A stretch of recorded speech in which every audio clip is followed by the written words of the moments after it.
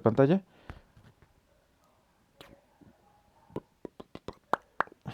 Yo les aviso cuando ya tome la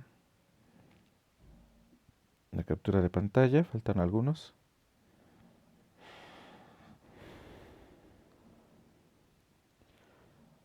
Muy bien, voy a tomar la captura de pantalla. Perfecto, ya tomé la captura. Quien quiera cerrar sus cámaras no hay ningún problema. Muy bien, ¿alguna otra duda?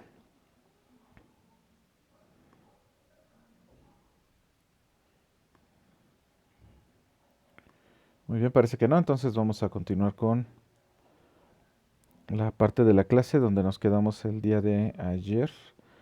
Estábamos acá. Muy bien, no recuerdo exactamente dónde nos quedamos. ¿Alguien recuerda?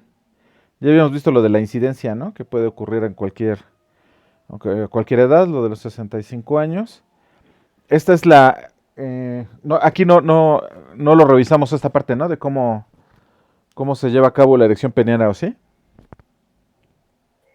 Nos quedamos nada más hasta la incidencia. Ujú, ujú. Perfecto, entonces vamos a revisar el proceso primero de lo que es la erección peniana, cómo se lleva a cabo, para después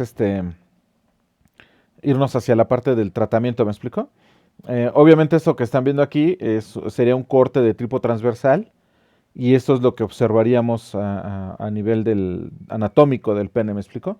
Obviamente tenemos la piel y después pues vienen algunas estructuras importantes, por ejemplo la vena, lo que es la vena dorsal profunda, obviamente vienen arterias y pues todo lo que es la parte del cuerpo del pene que está conformado por lo que son los cuerpos cavernosos que están viendo aquí, es un tejido de tipo eréctil se le llama, es decir, que se llena de sangre.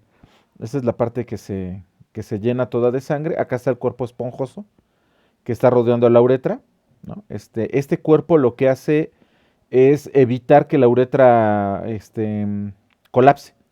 Acuérdense que por aquí va a salir el eyaculado. Entonces, si el pene tiene una erección tipo 3, podría colapsar la uretra, ¿no? Que cerrar la uretra y de esta manera pues ya no saldría el eyaculado. Entonces, ¿qué es lo que hace? Pues este cuerpo esponjoso también se llena de sangre, pero evita que los cuerpos cavernosos cierren la uretra. Voy a permitir la entrada de alguien. Aquí está, ya. Entonces el pene pues contiene dos cámaras principales, que son los llamados cuerpos cavernosos. Discurren a lo largo de de todo el cuerpo peniano. Es un tejido esponjoso, rellena o este tejido que rellena ambas cámaras que les digo que se llena de sangre, se llaman los cuerpos cavernosos y están rodeados por una membrana llamada túnica albúgine o albúgine. Bueno, todo órgano tubular tiene esta capa albúgine. Aquí se le da una idea de que esto evita que la sangre salga, pero pues en realidad es parte siempre de los órganos tubulares, ¿no? Entonces el tejido esponjoso pues contiene músculo liso también, por lo tanto no es voluntario. Hay tejido fibroso, espacios, venas y arterias. Y la uretra, que es el tubo que drena la orina y el eyaculado, que viene por debajo justo de los cuerpos cavernosos. Y pues tiene este cuerpo esponjoso que les digo que evitaría entonces el colapso, ¿no? Ahora, la erección, ¿cómo comienza? Pues comienza con una estimulación sensorial o mental, ¿no? O ambas, ¿no? Que puede ser. Recuerden que la parte cerebral es sumamente importante, ¿no? En ambos casos, aunque en el caso del hombre es mucho más importante la parte física, o sea, del contacto y de la estimulación física, que la parte mental. ¿A qué me refiero con esto? Que generalmente tiene que haber estimulación peniana para llegar a la eyaculación. Bueno, no es exclusivo, pero es mucho más, en el caso de las mujeres, el orgasmo es más mental que físico y en el caso de los hombres es más físico que mental. ¿Me explico? Entonces un orgasmo en una mujer es la mayor cantidad para que ocurra sería una cuestión más mental que física y en el caso de los hombres es al revés. Pero bueno, la erección, a ver, además recuerden también, no estoy seguro que lo vayamos a revisar, déjenme checar ¿cómo se llama? El programa, pero cuando menos sí vamos a ver lo de las contracciones uterinas que participan en la cuestión de los cólicos menstruales y todo esto. Pero en el caso de las mujeres también tienen un tejido cavernoso también, que también se llena de sangre y se erecta, que es el clítoris. Y por cierto, es el único órgano que se conoce de todos los órganos que hay en el cuerpo, que está única y exclusivamente dedicado al placer. O sea, no hay otra función del clítoris que no sea la cuestión placentera. De hecho, tiene muchísimas terminaciones nerviosas de tipo mecanorreceptores, o sea, mecánicos, lo que sería a presión y tacto, ¿no? Y, y la única función que tiene, pero que tiene es esa, la parte de la estimulación sensorial, es un órgano sensorial por excelencia. También tiene cuerpos cavernosos y también tiene erecciones, ¿me explico? También se erecta el clítoris, es muy parecido al pene, ¿me explico? En su constitución. De hecho, en algunas mujeres tienen también un está asociado, o el clítoris está asociado, ni iba a decir tiene una uretra, pero no, está asociado a una glándula que es la glándula, o una glándula muy parecida a la próstata, donde guardan también un líquido que cuando es suficientemente estimulado el clítoris, hay una eyaculación, pero no ocurre en todas las mujeres. O sea, no es una cuestión que ocurra en todas, ¿no? O sea, hay algunas mujeres que presentan esa estructura y que pueden tener lo que se conoce como eyaculado femenino. Pero les digo, no es una cuestión de todas las mujeres. No sé si debe de haber, como la prevalencia, es decir, cuántas mujeres sí lo presentan y cuántas no, pero como son temas tabús o temas tabúes, pues no se estudian tanto, ¿me explico? De hecho, hay pocos estudios, por ejemplo, que se hayan hecho sobre la constitución del líquido, ahí se le llama el líquido eyaculado, líquido eyaculatorio, si no mal recuerdo se le llama. Y hay pocos estudios acerca de su constitución, pero también es parecido a la constitución seminal, obviamente sin espermatozoides, ¿no? De ahí que mucha gente o muchos evolucionistas hablen de que en realidad el pene es un derivado del clítoris, que es pues una estructura muy parecida, ¿no? Bueno, entonces, obviamente esto lo que hace o lo que ocurre es que los impulsos cerebrales o también de la médula espinal o los nervios causan la relajación de los músculos lisos que están aquí inmersos y permite precisamente que la sangre penetre. Y eso es lo que comienza con un proceso de erección. La sangre aumenta la presión de los cuerpos cavernosos, produciendo el aumento del tamaño del pene. La túnica albúgine ayuda, pues aquí les digo, a atraparle la sangre, en realidad pues es la constitución. Pues sí, también es cierto, no va a permitir que la sangre salga, pero pues, no creo que sea su única función. Y manteniendo así la erección, ¿me explico? Para que la sangre no salga, se quede aquí, se mantiene la erección. Y cuando los músculos del pene se contraen para detener el flujo entrante de la sangre y abrir los canales de salida, pues la erección desaparece. ¿Me explico? Es una parte de la forma. También no vamos a revisar la farmacología del priaprismo, pero llega a ocurrir que no se drene el pene, es decir, que no se abran los mecanismos de salida del pene, los músculos no se relajen y entonces se mantenga una erección durante mucho tiempo. A eso se le llama priaprismo y si no se trata, puede haber necrosis peniana. ¿Me explico? O sea, ahí sí tiene que drenarse, incluso en muchas ocasiones lo que se hace es meter jeringas para sacar la sangre que está atrapada dentro del pene y evitar el daño del tejido. Eso es en algunas ocasiones. Conocí yo una enfermera precisamente de aquí del centro del Ceferezo del Moloya, del Moloya de aquí de Juárez, el famosísimo Ceferezo del Moloya. Era mamá, porque ya se murió, era mamá de una compañera mía de la licenciatura. Y a ella le llegaban casos de priaprismo, pero ayer era por abstinencia, me explico, había muchos presos que tenía mucho tiempo que no tenían relaciones sexuales y de pronto tenían unas erecciones muy fuertes que llegaban ya a priaprismo o intentaban ser priaprismo. Y ella me comentaba que lo que utilizaba era algodón con alcohol del 96, y colocaba directamente el alcohol en el pene. Y ella comentaba que las erecciones, por muy fuertes que estuvieran, se bajaban de inmediato con la estimulación del glande del pene con alcohol. Entonces, pues nada más les paso el tip porque ella lo hacía, ¿no? O sea, ella era una enfermera de ahí, lo hacía. Pero vamos a ir revisando poco a poco estas partes. Eso es lo que les decía de la estimulación del pene. Aquí obviamente están hablando del pene sin estimular. Cuando hay tumescencia, por ejemplo, para orinar, que aquí no está marcado, porque aquí están hablando por excitación sexual, es una erección tipo 1. Es decir, el pene se elonga un poco más de lo que está cuando estamos en descanso, digamos, o no hay actividad. Una vez que vamos a orinar, el pene se elonga un poco más y conforme va uno orinando, el pene va recuperando el tamaño. ¿Me explico? De hecho, si lo han notado y si no, hablo de los chicos, si no, chequen cuando van al baño y noten cómo cuando uno va orinando, conforme va saliendo la orina, el pene va alcanzando otra vez el tamaño de reposo. Esa es una erección tipo 1. Después tenemos la erección tipo 2, que es cuando hay una estimulación parcial. De hecho, esto ocurre pues generalmente en las mañanas y demás. Generalmente lo que tenemos es una erección de tipo 2. Y lo que ocurre cuando hay una erección tipo 3 es precisamente ya cuando va a haber una cuestión de contacto sexual. ¿Me explico? Aquí está la próstata en esta zona.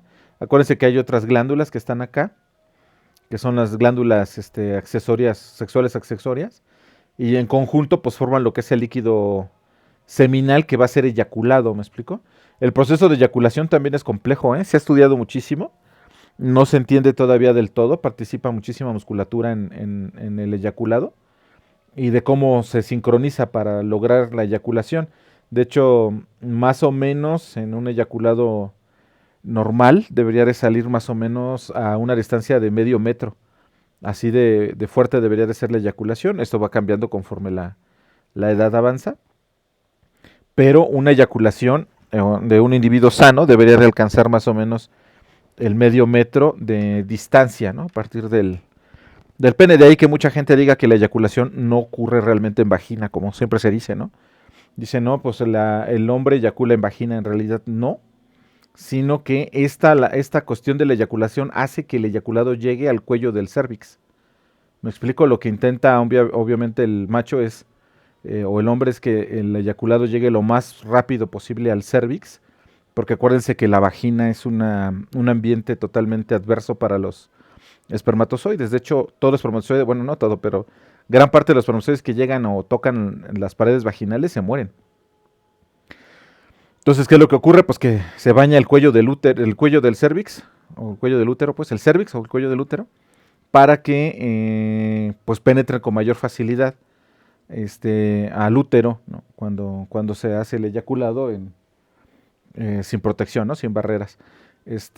Y además esto es interesante porque tiene que ver, o cuando hay una sincronización entre la eyaculación y el orgasmo femenino, hay mayores posibilidades de que ocurra el embarazo. Lo que es el orgasmo femenino es interesante también, que lo vamos a revisar cuando veamos las contracciones uterinas. Son contracciones rítmicas del útero y una relajación del músculo pubococcígeo. Lo que hace es que modifica el cuello del útero y lo hace, bueno, para términos prontos, hace que pueda absorber el semen con mayor facilidad. Se hace un cambio de presión dentro de la uretra, dentro del cérvix y el útero, y absorbe el semen. ¿Me explico? Eso es lo que hacen las contracciones del orgasmo. Entonces, un individuo que eyacula al mismo tiempo que la mujer está teniendo un orgasmo, el semen va a ser absorbido. No va a pasar ahí de que quede alrededor del útero y luego vaya penetrando, sino va a haber un cambio de presión que absorbe el eyaculado. Y esto hace, pues obviamente, que llegue mucho más fácil a las trompas de falopio y ocurre entonces la eyaculación, la fertilización. Acuérdense también que es aunque el orgasmo femenino puede ocurrir en cualquier fase del ciclo hormonal de la mujer, está mayormente hay mayor facilitación durante la época periovulatoria. ¿Me explico? O sea, todo tiene una razón de ser, ¿me explico? Entonces, puesto que una erección requiere una precisa secuencia de acontecimientos, que les digo que se han estudiado, aquí nada más hablando de erección, pero incluso hasta con la eyaculación, pues la disfunción eréctil puede ocurrir cuando se altera cualquiera de estos, ¿no? Que vamos a ver, pues obviamente ya estamos hablando aquí de componentes nerviosos, desde arriba cuando estamos hablando de cómo se origina, componentes nerviosos, que desde ahí podría ser esta parte psicológica que hablábamos al principio, ¿me explico? Si esta parte no está bien, no va a mandar nunca la orden el cerebro, pues para que se relajen los músculos lisos y permitan la entrada de sangre. ¿Me explico? Ahora, aquí estamos hablando de ahí. Podría haber un problema también de estimulación a nivel peniana, pues también, aunque eso retardaría, por ejemplo, la eyaculación, más que evitar una erección completa. Ahora, la secuencia pasa por los impulsos nerviosos cerebrales, también de la médula espinal, del área de alrededor del pene, que es lo que les digo, y la respuesta de los músculos, ¿no? De los tejidos fibrosos, venas y arterias. Aquí cuando ya estamos hablando de venas y arterias, pues ya estamos entrándole pues precisamente a la irrigación, por lo tanto participan el sistema nervioso, estaría participando el sistema circulatorio. Tenemos cuando menos dos sistemas participando en la parte de la erección y además del sistema muscular. ¿Me explico? Un tercer sistema. Entonces, cualquier error en estos tres sistemas pues va a llevar a deficiencias en la erección. ¿Me explico? O disfunción eréctil. Ahora, la lesión de nervios, arterias, músculo liso y tejido fibroso, con frecuencia, pues da como resultado, pues o como resultado de una enfermedad, pues es una causa también común de disfunción eréctil, ¿me explico?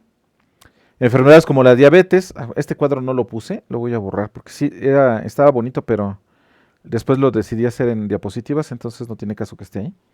Enfermedades como la diabetes, la insuficiencia renal, el alcoholismo crónico, la esclerosis múltiple, la arteriosclerosis, enfermedades vasculares, enfermedades neurológicas, pues se asocian aproximadamente al 70% casos de disfunción eréctil, ¿no? Ya estamos viendo aquí diferentes causas.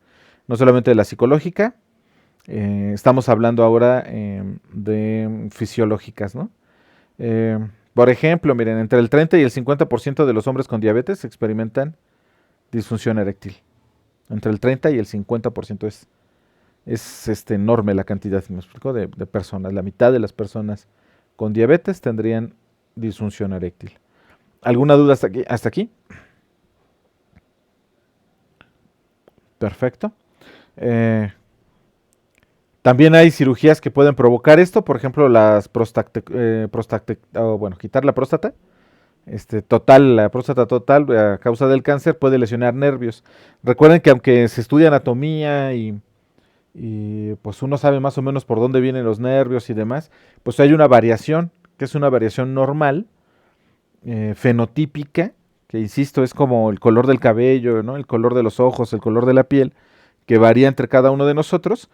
Pues también, aunque les digan, pues saben que por aquí viene el nervio pudendo, por acá vienen los nervios pélvicos, aunque uno sepa por dónde se supone deberían de ir, pues al momento de estar haciendo la cirugía, pues de pronto puede aparecer en un sitio donde no lo esperabas y causar daño. Acuérdense que los nervios periféricos sí se pueden reparar, ¿no? No, pues no fácilmente, pero hay mayor tasa de recuperación en nervios periféricos.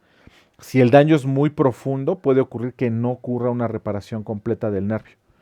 Y entonces, pues obviamente disfunción eréctil, ¿me explico?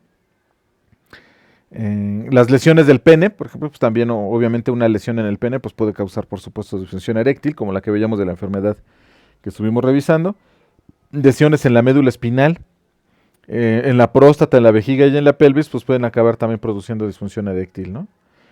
Pues por daños pues en las tres partes que estamos hablando, ¿no? De esta zona, ¿no? Daño nervioso, daño muscular o daño al sistema de irrigación, ¿no? O el sistema hematológico, ¿no?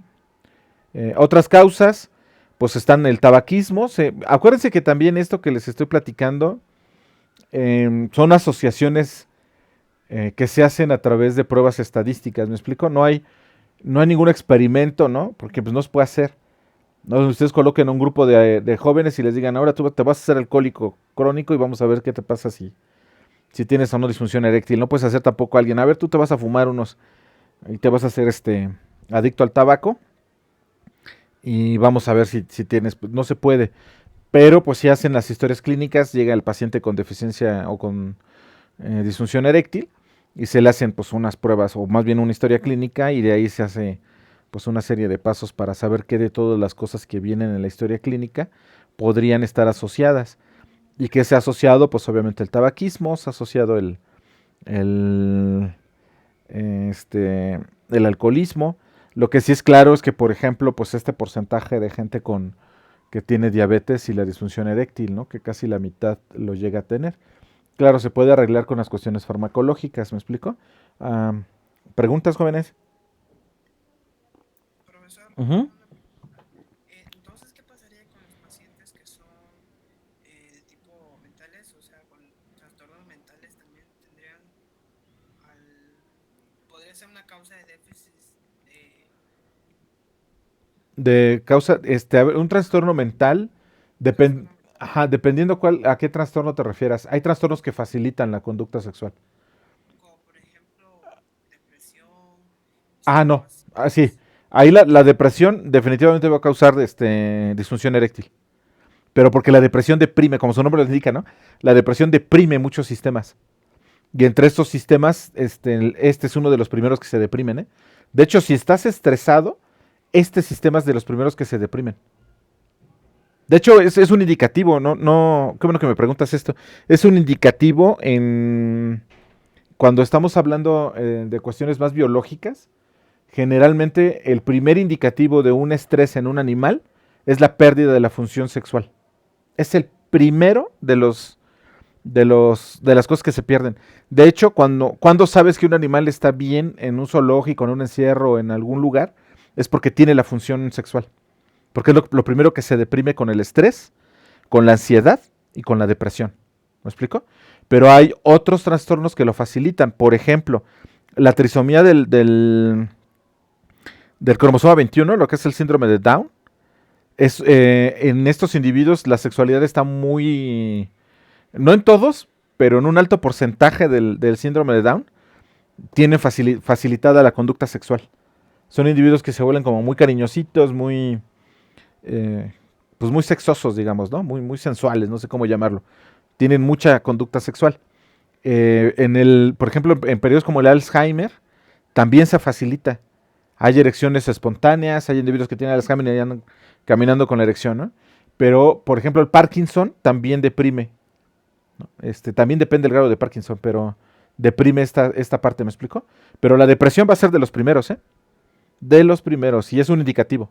Un indicativo. La reproducción siempre va a ser un indicativo de estrés. Entonces, alguien que está muy estresado, de hecho, eh, pues bueno, no sé qué tanto también tengo experiencia, pero generalmente cuando alguien está muy nervioso, digamos es tu primera vez que vas a tener una relación sexual, estás con tu novia, y tienes la oportunidad, muchos hombres no pueden, ¿no? ¿Me explico? Por la misma cuestión del nerviosismo, ¿no? De no saber exactamente qué es lo que vas a hacer o cómo lo vas a mantener. Es la cuestión de la primera relación sexual. Por eso les decía, es sumamente importante que se planee y que se haga de una manera... Bueno, eso nunca ocurre, pero bueno, la teoría dice que se debería de planear para que no haya componentes psicológicos metidos, ¿no? Como lo que hablábamos el día de ayer, de que vayas a estar con una mujer más experimentada y que en lugar de ayudarte se burle y entonces te cause un problema psicológico de ahí para adelante, ¿me explico? Y con un déficit o una cuestión de disfunción eréctil psicológica, ¿me explico? Ah, por ahí vi una imagen, a ver si ahorita la vemos, para saber cuándo es fisiológico, cuándo es psicológico. Incluso se pueden, ¿les acuerdan que ayer les dije se podían colocar unos electrodos? Ya vi unas técnicas nuevas que lo que hacen es colocar una especie de cinta alrededor del pene, que obviamente es como un electrodo, pero lo que va a registrar es la tumescencia, el cambio del tamaño del pene. Y se hace, pues obviamente se puede poner ya durante el día. Lo puedes tener aquí puesto y andas todo el día con esta parte marcando, día y noche. Y entonces te va dando una lectura de los cambios en la tumescencia del pene. Y con eso los fisiólogos o los médicos pues se dan cuenta si el problema que tienes es psicológico o el problema es fisiológico. Porque acuérdense que les decía, los bostezos están relacionados. Generalmente después de un bostezo ocurre cambio de la elongación. No, no es tan perceptible. O sea, no es que ustedes van a bostezar y de inmediato digan, mira, mira, me está creciendo. No. O sea, bostezan y hay una elongación del pene que no es perceptible, pero que se puede detectar con estos mecanismos que les digo. También puede ocurrir bueno, durante el sueño, con los movimientos oculares rápidos, está altamente relacionado con tumescencia del pene. Entonces hay ensoñaciones y se tumece el pene. ¿Por qué razón?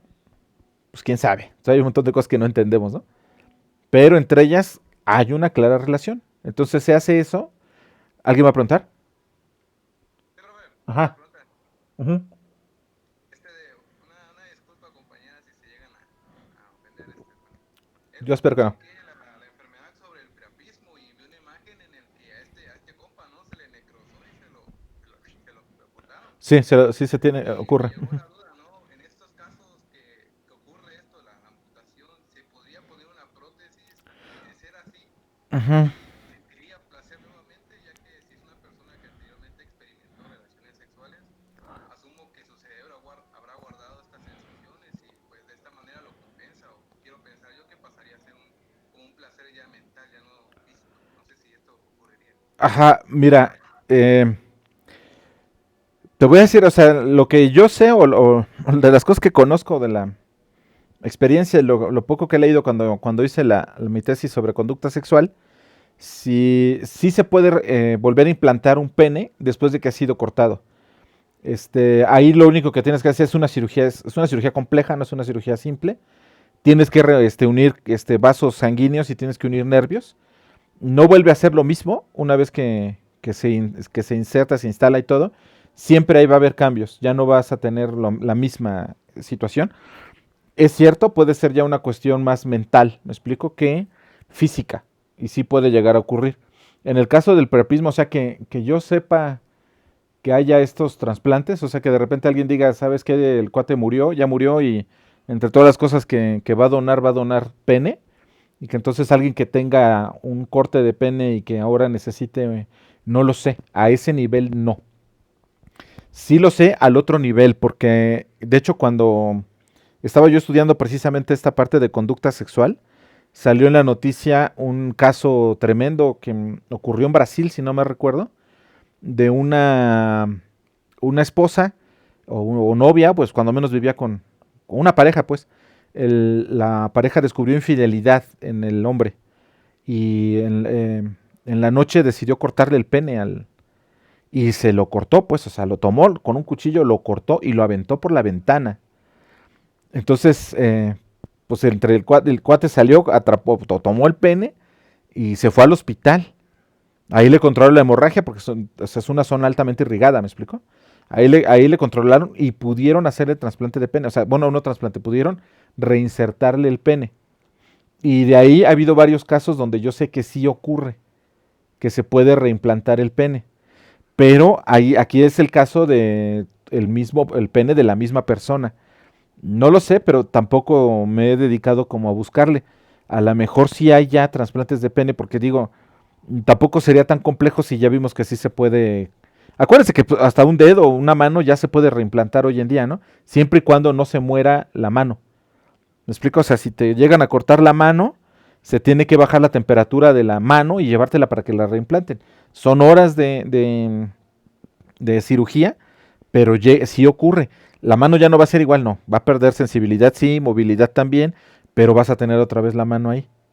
¿Me explico? Eso sí lo sé que ocurre, ¿no? Lo otro no sé, pero sería una buena pregunta. Profe, Dígame.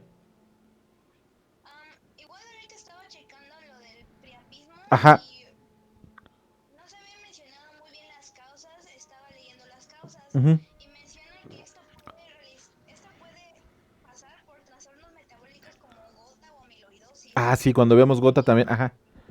lesión en la médula espinal Sí. o incluso sífilis. ¿Incluso qué, perdón? También mencionan que puede por algún tipo de picadura de algún animal tóxico.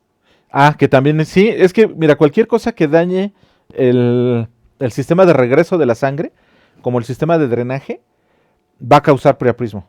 ¿Me explico? O sea, aquí fíjense que no se relaciona mucho con la cuesta psicológica. O sea, no he revisado tampoco a profundidad, pero me parece que una parte psicológica para el priapismo no, pero sí una parte más fisiológica, ¿no? De hecho, vamos a revisar, bueno, no, creo que no lo puse, dentro de las cosas que no se deben de hacer, es, por ejemplo, tomar Viagra cuando no se necesita. Creo que vamos a revisar que es pues una de las primeras drogas que se dan o primeros fármacos que se dan para luchar contra la disfunción eréctil. Pero hubo una temporada en que los jóvenes, o sea, jóvenes que no tienen problemas de disfunción eréctil, lo tomaban para incrementar su rendimiento sexual. ¿Me explico? Es decir, se iban de fiesta y cuando pues, conseguían pareja o lo que sea, se tomaban un Viagra. Obviamente lograban una erección, pues es un sistema que está sano, y esta erección dura mucho tiempo en individuos sanos. Es decir, son individuos que pueden eyacular y seguir manteniendo la erección, pero en un alto porcentaje, o más bien empezó a haber casos de porcentajes de individuos que desarrollaban priaprismo. ¿Por qué? Pues porque obviamente está la droga y entonces pues es un individuo sano que no lo ocupaba y se sigue manteniendo una erección y una erección y una erección y una erección. Y el punto aquí es que se puede llegar a necrosar, sobre todo si lo que ocurre es que se bloqueen las salidas, que ya no haya circulación en el pene. Y en ese momento la sangre queda dentro y empieza a haber problemas de coagulación. Y entonces se necrosa. Son esos individuos que les digo que les meten las jeringas para sacar la sangre. Porque ya tuvieron ahí el punto de que utilizaron una droga que no ocupaban. Hoy en día creo que ya no ocurre, o al menos ya no he visto reportes que veía yo antes, que seguido salían esos reportes en las revistas científicas de individuos que hacían esto. Me parece que ya hay drogas diferentes, como por ejemplo el éxtasis y otras drogas, que facilitan la conducta sexual sin llegar a problemas de necrosis, ¿no? O de preaprismo. Pero muy bien, señorita Carla, qué bueno que participa y nos indica. ¿Alguien iba a preguntar? Sí, joven Rubiel. Gracias, No, profe. gracias a usted, señorita Carla. Dígame, joven Rubiel. ¿Cuánto de sangre se le quita a las personas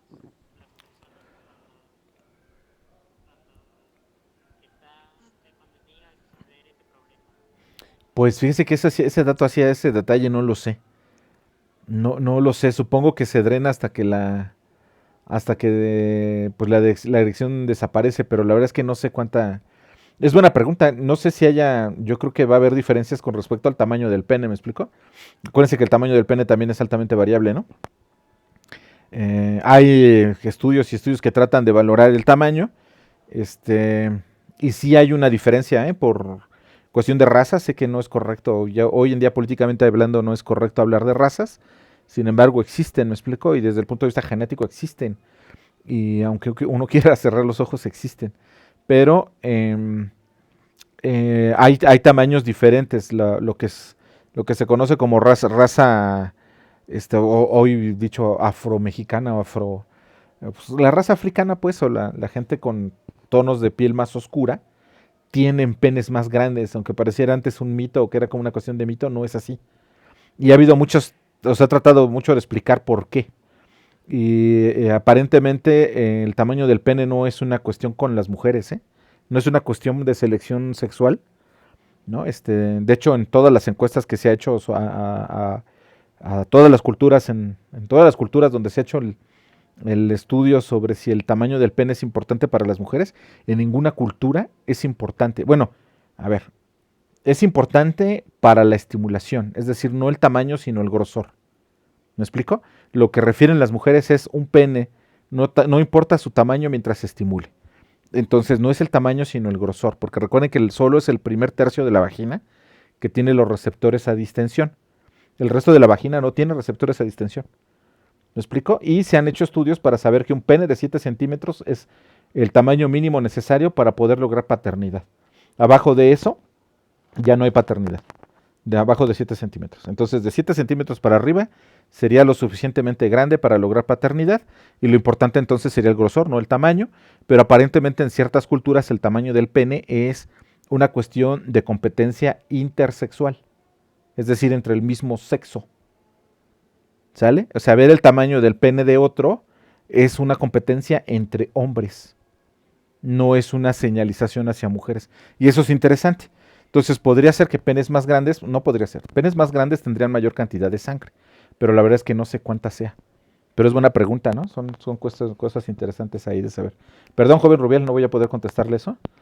Este, pero a ese detalle no lo conozco. ¿Alguna otra pregunta, jóvenes? Profe, Dígame, joven Aldair. antes en Nat Geo salía una serie de historias inéditas de urgencia Ah, mire, y ajá. llegó el caso de un joven que pues mantenía relaciones sexuales con su novia, pero este lo metió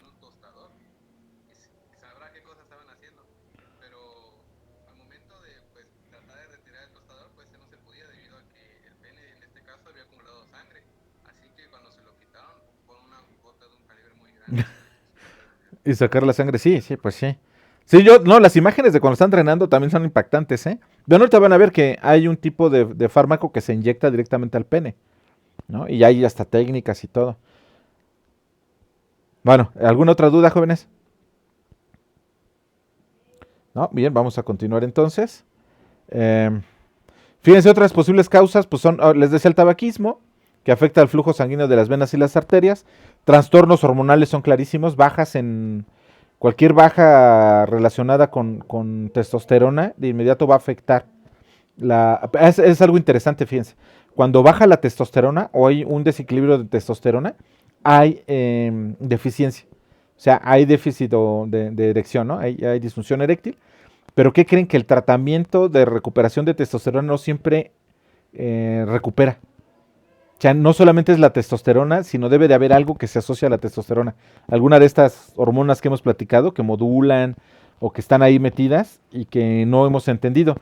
Porque uno de los tratamientos que se utiliza de manera farmacológica es meter testosterona a los individuos que tienen disfunción eréctil. Y en algunos casos hay recuperación, pero no en todos. Bueno, y es importante esto, ¿no? Digo, el déficit de testosterona. Muchos medicamentos frecuentemente prescritos pueden producir disfunción eréctil. Por ejemplo, los antihipertensivos que les decía. Antihistamínicos, antidepresivos también pueden llegar a causar. Tranquilizantes, esto me suena más lógica, ¿no? Estos son contraintuitivos. Este me parece más lógico. Supresores del apetito y cimetidina. Estos se sabe que pueden llegar a causar disfunción eréctil. Ahora, si un paciente sufre de esto, debe informar a su médico pues, acerca de lo que se está tomando, ¿no? Para evitar cualquier posibilidad ahí de cruce de medicamentos, ¿no? Ahora, los tratamientos. Desde la mayoría de los especialistas están de acuerdo en proceder primero con los tratamientos menos invasivos. En primer lugar, es preciso considerar la interrupción de empleo de drogas, por ejemplo, alcohol, cigarro, ¿no? Bajar de peso, aunque no está tan relacionado, puede ocurrir. Por ejemplo, algunos fármacos contra la hipertensión arterial pues pueden producir problemas de erección. Entonces simplemente cambiar el fármaco podría ayudar a esta parte, ¿no? Ahora, los fármacos para esto pues pueden administrarse por vía oral o inyectada directamente al pene o insertada en el interior de la uretra a través de la punta del pene. Ahorita van a ver, hay unos iba a decir trasplantes, no, pero unos implantes. Así como se implantan, por ejemplo, ¿cómo se llaman estos? Que evitan el embarazo, antiembarazo, pues, que se inyectan o se colocan las mujeres debajo. ¿Cómo se llaman? Antiembarazo. Pues esos, pues, ya me agarraron la onda. Anticonceptivo, muchísimas gracias, ese es el término correcto. Que se utilizan subcutáneos, también algunos se meten por la punta del pene, ahorita vamos viendo.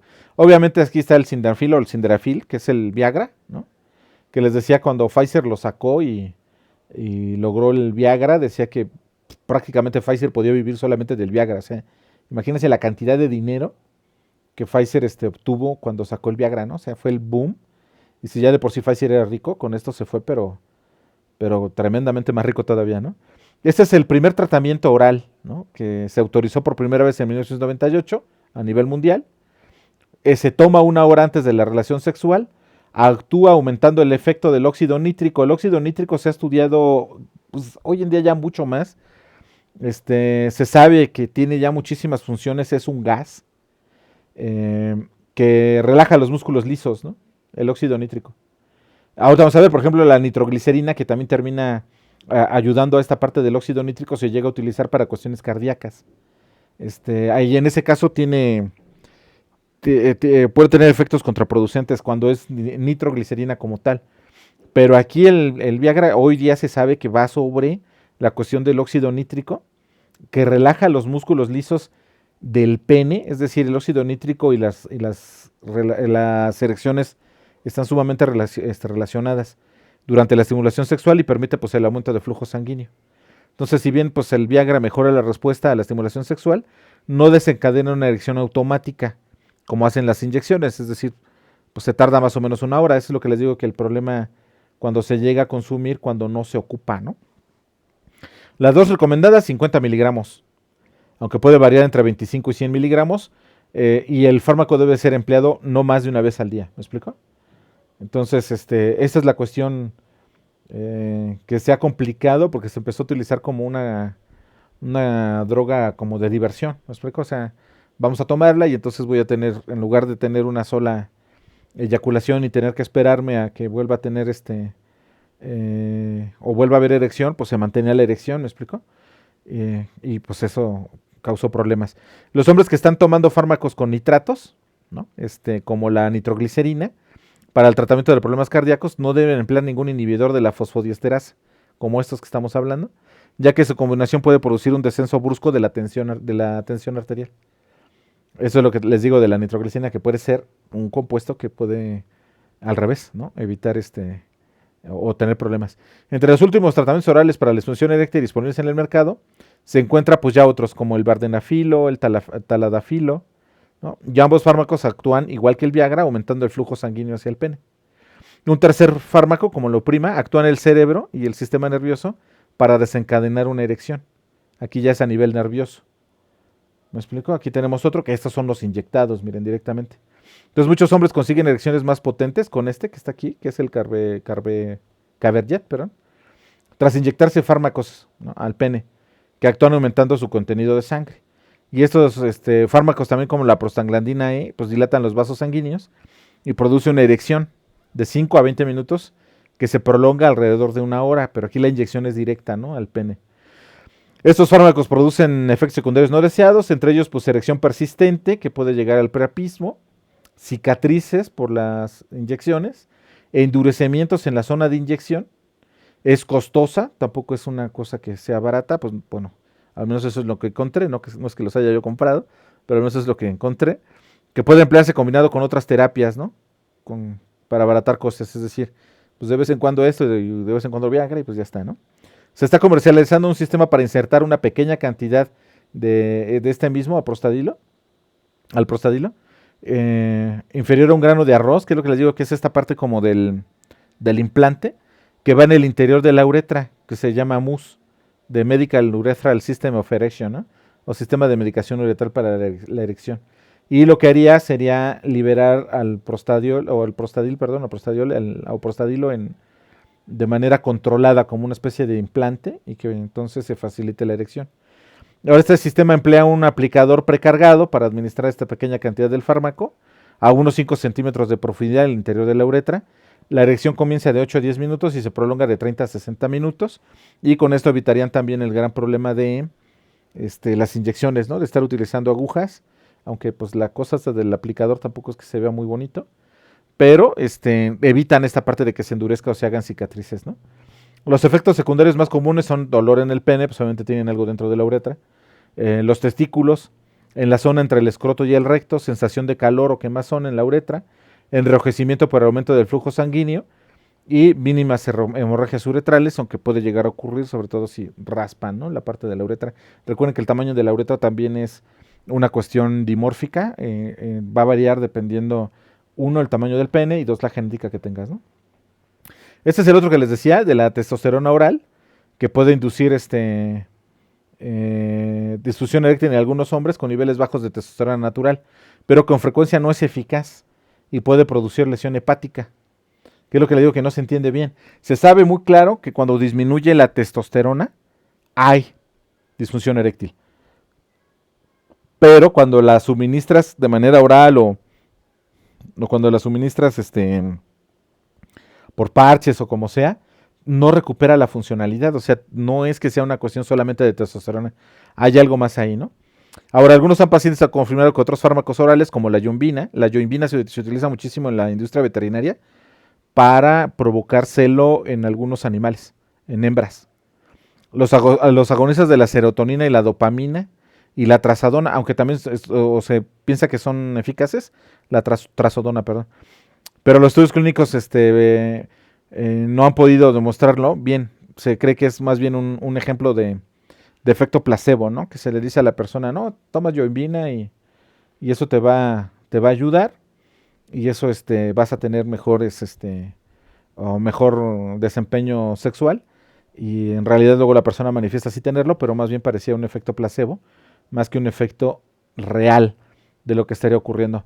Muy bien, jóvenes, pues aquí abriríamos espacio. Voy a cancelar ya la grabación para que